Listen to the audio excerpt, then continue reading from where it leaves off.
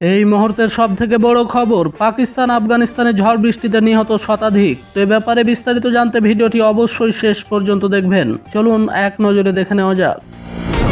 একটানা ভারী বৃষ্টি, বজ্রপাত ও ঝড়ে পাকিস্তান ও আফগানিস্তানের শতাধিক লোক প্রাণ হারিয়েছেন। পাকিস্তান জুড়ে ঝড় বৃষ্টির তাণ্ডবে অন্তত 50 জন নিহত হয়েছেন বলে কর্মকর্তারা মঙ্গলবার জানিয়েছে।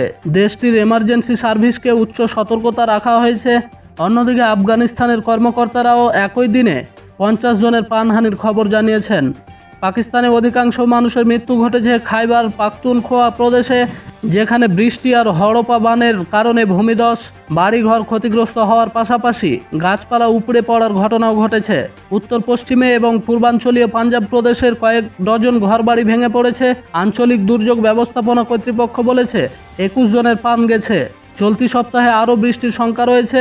আফগানিস্তান সীমান্ত লাগোয়া খাইবার পাখতুনখোয়া প্রদেশের দুর্যোগ ব্যবস্থাপনা কর্তৃপক্ষের মুখপাত্র জানান, সেখানে 21 জনের প্রাণ গেছে। ইসলামাবাদেও বৃষ্টি হয়েছে। দক্ষিণ পশ্চিমাঞ্চলীয় বেলুচিস্তান প্রদেশের 7 জন নিহত হয়েছে। উত্তর পশ্চিমাঞ্চলীয় পেশোয়ার ও কোয়েটা শহরের পথঘাট ভেসে গেছে।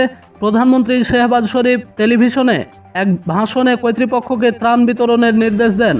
কর্তৃপক্ষের দেশের দক্ষিণ পশ্চিমাঞ্চলীয় জরুরি অবস্থা ঘোষণা করেছে। জাতীয় দুর্যোগ ব্যবস্থাপনা কর্তৃক চরম আবহাওয়ার পূর্বাভাসের মধ্যে জরুরি পরিষেবাগুলোকে সতর্ক থাকতে বলেছে।